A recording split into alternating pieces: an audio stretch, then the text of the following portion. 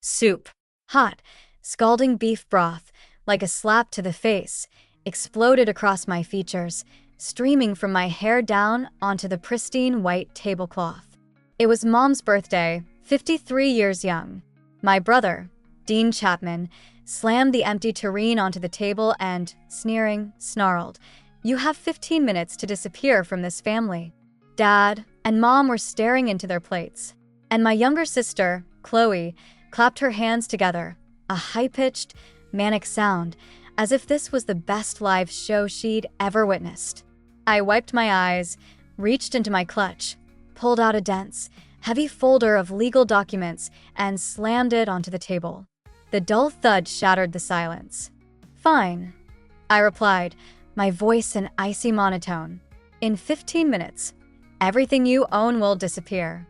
Drop a comment below with the city you're watching from, and hit subscribe if your own family has ever betrayed you. Stay tuned, because the rest of this story only gets harsher.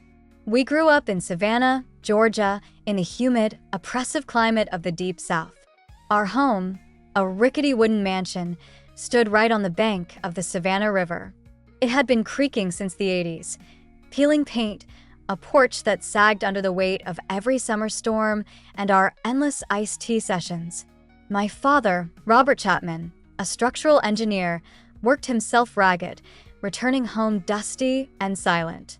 My mother, Elaine Chapman, taught grade school, and she always smelled of chalk dust and stale pizza from the cafeteria. My brother, Dean Chapman, came into the world when I was 4. He was the middle child, but he quickly became the epicenter of our small world. From the start, he got the best of the little we had. Private school, scraped together from Dad's overtime, new sneakers every season, and even an old dirt bike for his 10th birthday. Mom beamed when he brought home a C+, declaring he was just finding his path. Dad clapped him on the back, even for missed goals in street soccer. 6 years after Dean, Chloe Chapman was born, the youngest. This cemented the favoritism entirely. When she started kindergarten, the rules changed completely. Her school was the most prestigious in the county, complete with uniforms and even Latin classes. Mom drove her there every morning, packing organic lunches. I rode the public bus with a peanut butter sandwich. Chloe's dance recitals were attended by the whole family, who reserved the front row. My victories in academic science Olympiads earned only a brief nod before Dad turned back to the TV. Money for Dean's hobbies flowed like the river outside our window: guitar lessons, summer camps, even a job at Dad's firm that was more of a social club. At 16, a shiny red pickup truck appeared outside our window, Dad's bonus from a major project. For Chloe, when she turned 18, they gifted an elegant white sedan, the keys presented at her graduation party with balloons and a diploma-shaped cake. I watched from the sidelines, saving every dime from night shifts at the hospital to pay my own college loans. Our grandfather, Harold Hal Chapman, lived 20 minutes away in a modest brick house stuffed with old medical journals and vials of pills left over from his pharmaceutical days. Back in the 70s, he had built a small company supplying heart medications to local clinics and later sold it for a substantial sum. In his old age, he slowed down, but his mind remained sharp. Dad visited him maybe twice a year, always rushing, citing project deadlines. Mom sent cards but missed the birthdays themselves, excusing herself with essays to grade. Dean completely ignored Grandpa's invitations. He canceled Sunday dinners for meetups with friends, texting that he was too busy, even when Grandpa called personally. Chloe was worse. She promised to drop by after cheerleading practice, but then flaked, inventing stories about mall trips. Grandpa never complained aloud, but I saw the disappointment in his eyes when the phone went unanswered. I, however, tried. Every month, despite my grueling schedule in Boston, I either flew down or drove 12 hours straight. We sat on his back porch, sipping sweet tea while he recounted stories about early drug trials and the patients he'd indirectly helped. He gave me mini exams on anatomy, nodding approvingly at my answers. "You have fire, Nora," he'd say quietly. "The others, they just pass by." I'd brush it off, but those words settled deep in my soul. Once, when I was 25, Grandpa pulled me aside. His hands trembled slightly as he handed me a faded photo of his first lab team. "Keep going," he whispered. "Medicine needs people who value lives over lifestyle." Dean skipped that visit, heading to the beach. Chloe texted that she had a migraine. Grandpa didn't mention them again that day.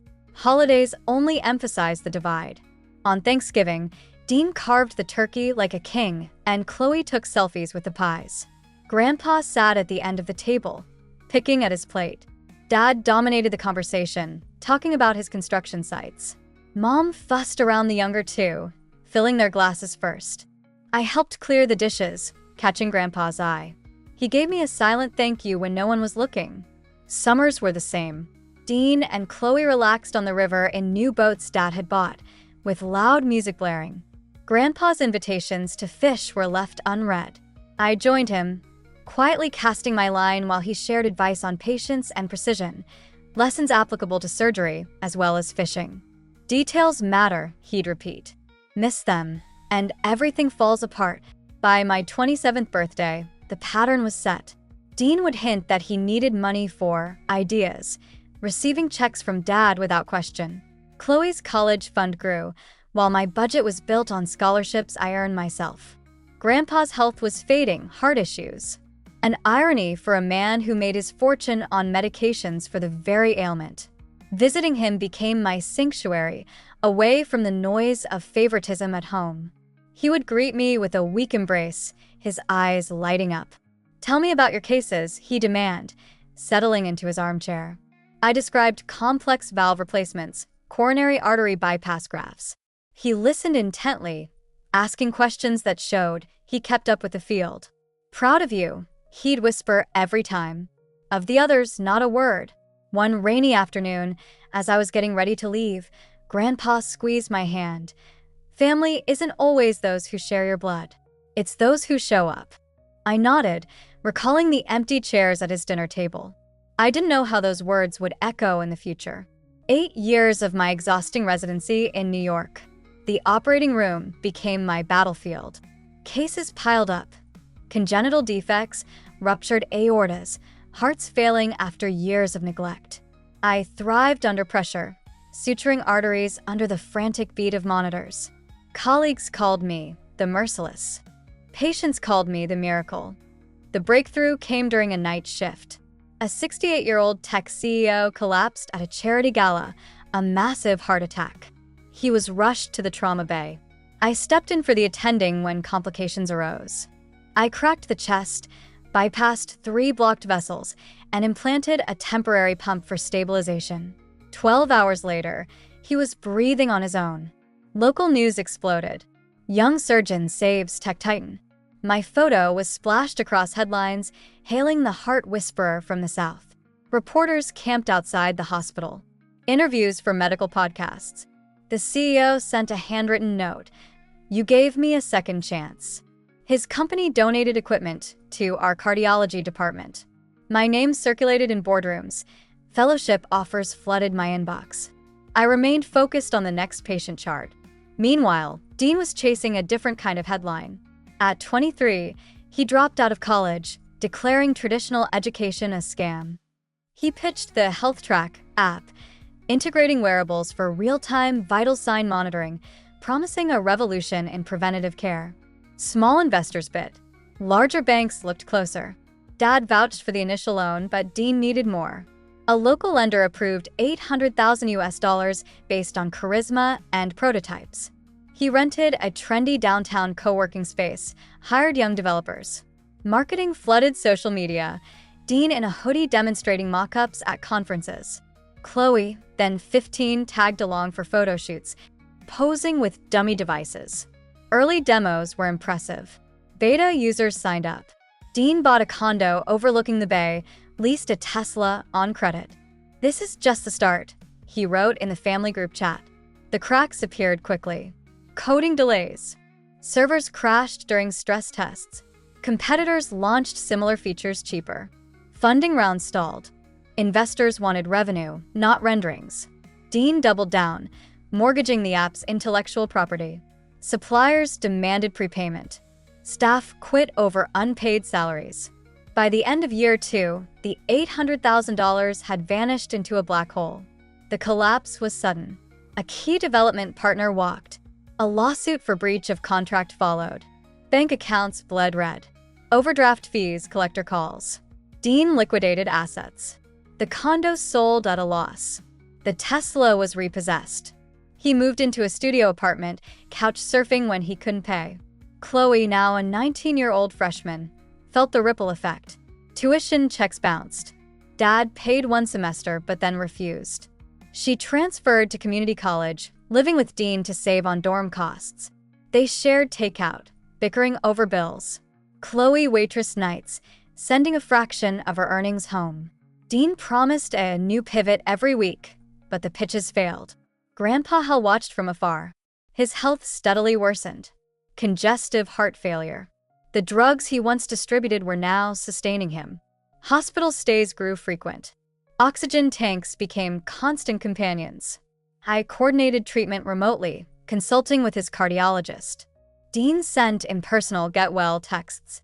Chloe posted sympathetic emojis on social media. 3 years ago, the end came. Grandpa passed quietly in his sleep, the monitors showing a flat line at dawn. I flew down immediately, handling all arrangements. The others arrived late. The funeral was sparsely attended. Old colleagues, neighbors. Dad gave a short speech. Mom discreetly dabbed her eyes. Dean checked his phone. Chloe scrolled through her feed. After the service, a lawyer approached me in the parking lot. "Miss Chapman," Harold insisted on a private transfer. He handed me a sealed envelope on official letterhead. "Confidential estate matter for Nora Chapman's eyes only.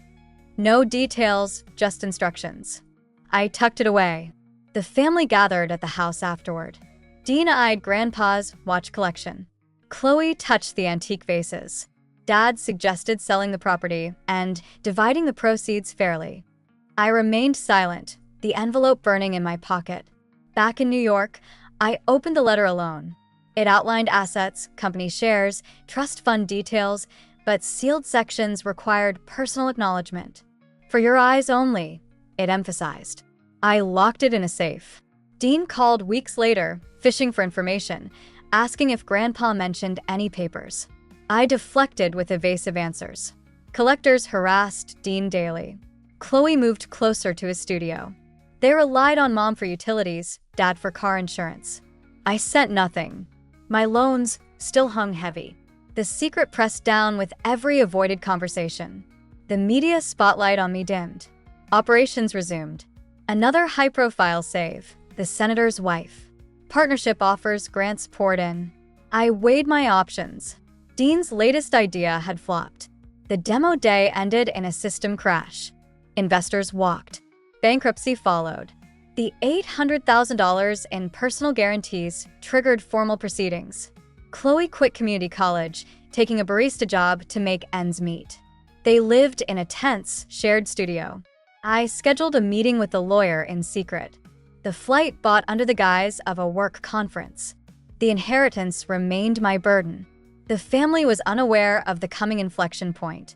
The call came right after a 22-hour shift. The phone buzzed as I collapsed onto the break room couch. Dean's name. I expected another plea for money. Instead, his voice was smooth. "Sis. Mom's 53 next week. Big party at the house. Everyone will be there. We're all so proud of you." The star surgeon, they called me now. Chloe chimed in on the parallel line. "Yeah, Nora, you have to come. It won't be the same without our star." Their forced enthusiasm was humming, but the exhaustion won. I agreed. Between patients, I slipped out onto Fifth Avenue. A Swiss boutique window gleamed with watches. I chose a delicate gold one for Mom. Classic dial, leather strap, understated elegance. The salesman engraved it. "To Mom with love." And it came in a ribbon-wrapped box. It cost 2 paychecks, but I considered it an investment. I decided to drive. 12 hours of open highway.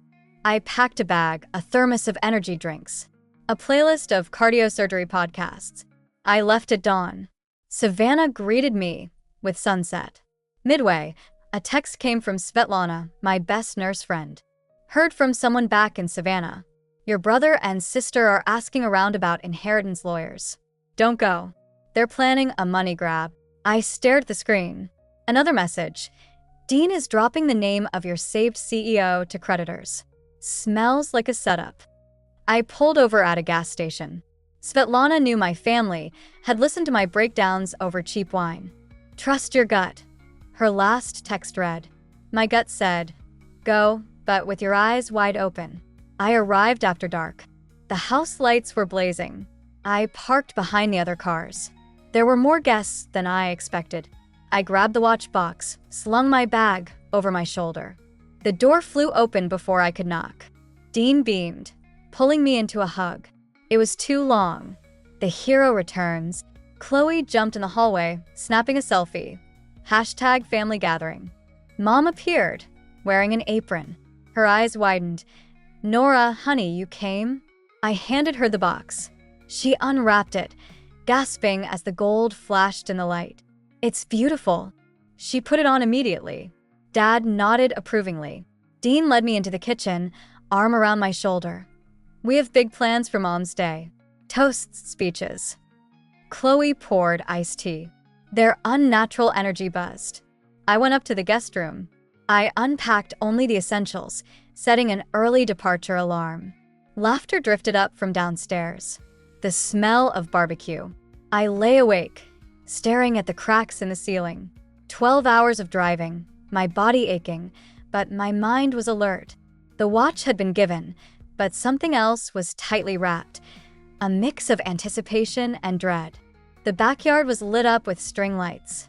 Nearly 50 guests. Relatives, old friends, Dad's colleagues. Smoke rose from the grill, ribs sizzling. Mom was radiant by the dessert table, the new watch sparkling as she hugged guests. I grabbed a plate. A neighbor immediately cornered me. I hear you're saving lives up there. Questions about New York, about the work. I answered politely, my fork suspended in midair. Dean spotted me, waving his hand. Everyone, this is the sister I was talking about. The heart doctor. Applause followed. He hugged me. HealthTrack is getting a new lease on life. Investors are circling again. Prototype 2 launching next quarter. Chloe piped up, her voice sing-song. And I'm going to Europe. Paris. Fashion marketing. More applause for her. She twirled. Scholarship covered half. We're saving for the rest. The conversation turned back to me. An aunt leaned in. Still single, Nora? With your salary, you could buy a mansion. Laughter. Dean smirked. Yeah, she rents an apartment. Millionaire doctor on ramen noodles. Chloe added. Living like a medical student. Pizza and takeout. When's the upgrade? I managed a tight smile. Different priorities. Dad called for toasts. Mom was beaming. Dean spoke first, his voice loud. To the woman who held us all together. I remained silent. Dean pulled Chloe aside near the hedge. His whisper carried to me. Just don't let her interfere. Chloe nodded. Guests drifted toward the food. Dean stood up, holding the soup tureen. Chloe giggled beside him. The remaining guests hushed, sensing a shift. Before dessert, he began theatrically. A quick announcement. Grandpa left an estate, company shares, and a trust fund for the whole family. Nora gets nothing. Silence dropped like a curtain. Mom's smile froze. Dad put down his beer. I met Dean's gaze. That's a lie. He never said it was for everyone. His face contorted. Are you calling me a liar? The tureen tipped. Hot broth surged over my head. Chunks of beef slid down my neck. A red stain spread on my dress. Dean slammed the empty tureen down. You have 15 minutes to get out. Chloe stepped forward, her voice sugary. Just accept it, sis. You have no claim. I wiped broth from my eyelashes with a napkin. I produced the folder. I slammed it onto the center of the table. Cutlery rattled. Fine, I said. In 15 minutes, everything you own will disappear. I opened the folder. The notarized copy of the will. I read aloud. I, Harold Hal Chapman, bequeath the shares of my pharmaceutical company, valued at $3.5 million USD, and a trust fund of $1.8 million USD, exclusively to my granddaughter, Nora Alexis Chapman.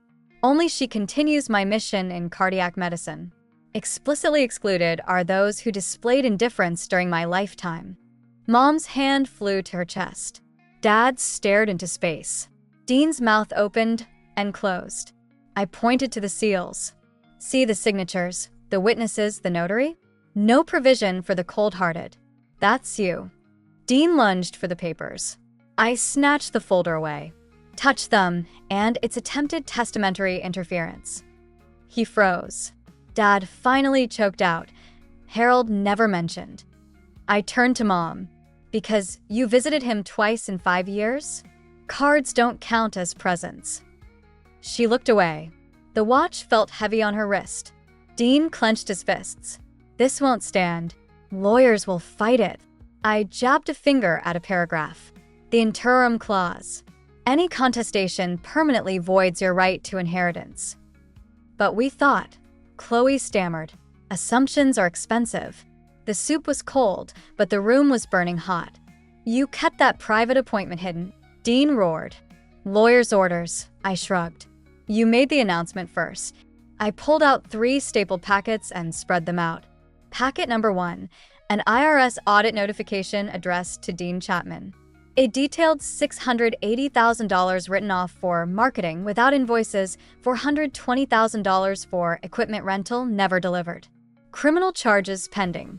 Packet number 2, a copy of the trust. Section 7B. In the event the beneficiary initiates litigation, they forfeit all rights and are responsible for opponent's legal costs. A notary seal dated 3 months after the initial will. Grandpa added this after your last missed birthday. Packet number 3. Dean's debt assignment. A note assigning the $800,000 promissory note, the old HealthTrack loan, from First Coastal Bank to me. I bought your debt to secure Grandpa's estate. Your default activated the acceleration clause. The condo, the car, all collateral. Auction is on Friday. Dean's scream was loud enough to send dishes flying. He threw the contract. Chloe dropped to her knees. This is cruel. Mom wailed. This is consequences. 2 patrol cars pulled up to the gate. Welfare check, 9:47 p.m. Neighbor reported threats. I nodded. That was me. All the evidence is right here. 4 months later, a foreclosure notice was tacked to Dean's door. The auction went ahead. He was renting a studio above a laundromat. Chloe dropped out of university entirely. She worked as a downtown barista. Her dreams of Paris evaporated. A handwritten letter arrived from Mom and Dad. Pages of apologies. We were blind. Please forgive us. I read it by the fire and fed it to the flames. The pharmaceutical shares transferred to me. $3.5 million in clean dividends. I established the Harold Chapman Scholarship Fund. Full tuition coverage for underprivileged medical students from the South. The first 2 recipients were from Savannah State Schools. I blocked all their numbers. I changed the locks. True family isn't blood. It's respect, and it has to be earned. Thank you for listening to the story until the end. Don't forget to leave your opinion about the story, subscribe to the Unbelievable But True channel, and share this video with your friends and loved ones. This motivates us to continue working on new stories. Don't miss the next amazing story that is about to appear on your screen. We are very grateful to you for being with us. In the description below this video, you can open a catalog of all the stories. See you soon!